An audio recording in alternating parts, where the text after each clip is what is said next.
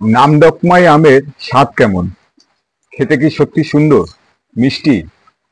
আজকে আমি আপনাদের সামনে রিভিউ করব নামডকমাই আম খেতে কেমন, মিষ্টি কতটা, ছাদ বাগানে করার মতন উপযুক্ত কিনা।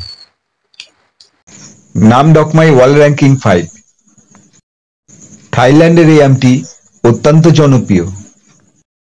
আপনি যখন টবে আম গাছ রোপণ করবেন, বিশেষ করে ছাদ বাগানের জন্য, তখন আপনার অবশ্যই জানা দরকার আমটি ছাদ বাগানে রোপণ করার জন্য উপযুক্ত কিনা। কারণ ছাদ বাগানে জায়গা থাকে খুবই সীমিত। অল্প জায়গার মধ্যে আপনাকে সেরা জাতটি বাছাই করে নিতে হবে। একটি আম গাছে মুকুল আসার পরে সেই আমের টেস্ট করে দেখতে 2 বছর সময় লেগে যায়। আমটি যদি খেতে ভালো না হয়, সুস্বাদু না হয়, তাহলে আপনার 2 বছর সময় নষ্ট। এই নামডকমাই আমের কথাই ধরুন, আপনি কি এই নামডকমাই আম খেয়ে দেখেছেন? বেশিরভাগ লোকেরই খেয়ে দেখার সৌভাগ্য হয় না। ইউটিউবের কিছু ভিডিও আর আপনি যখন নার্সারিতে এই গাছটি সংগ্রহ করতে যান, সেই নার্সারির লোকেরাই বলে আমটি খেতে অসাধারণ সুন্দর।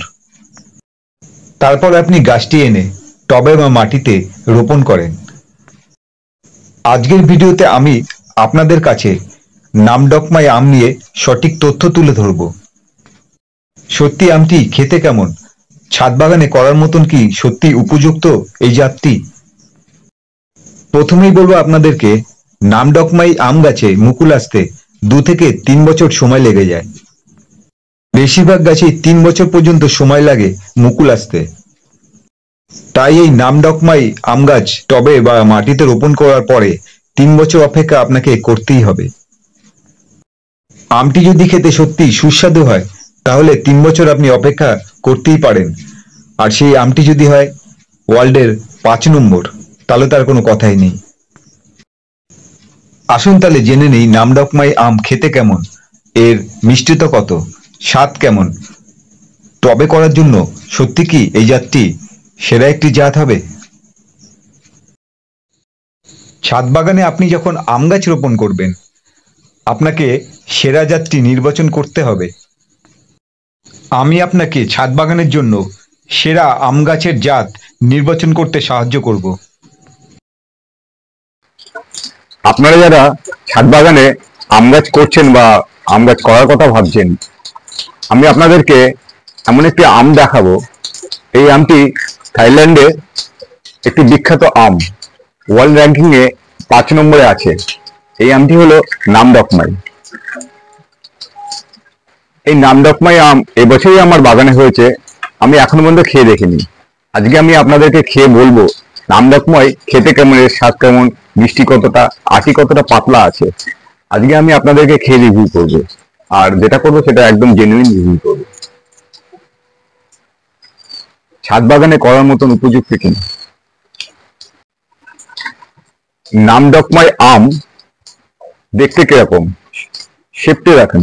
এই আমের শেপ দেখুন, এইভাবে নিচের দিকে একটুখানি বেঁকে গেছে, পাখির ঠোঁটের মতন, অনেকটা তোতাপুরি আমের মতন।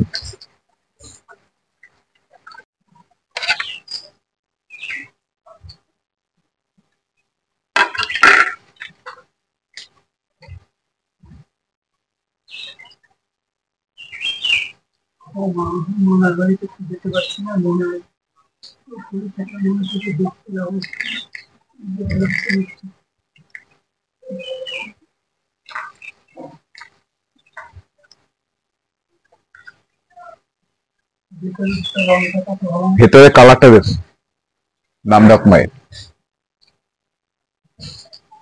আমি খেয়ে বলবো আপনি স্বাদ, মিষ্টি এটা কতটা আছে।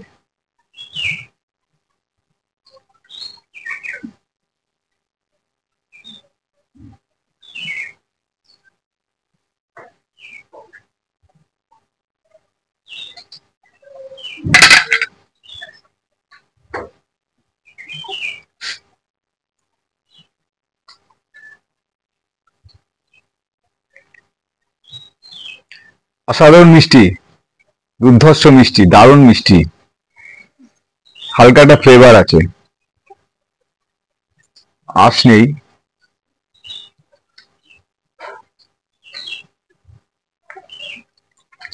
খেতে সত্যি সুন্দর।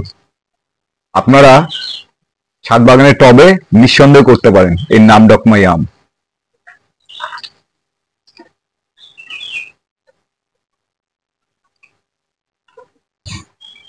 আটিটা দেখুন একদম পাতলা। নাম ডকমাই আটি কতটা পাতলা দেখুন, একদম পাতলা।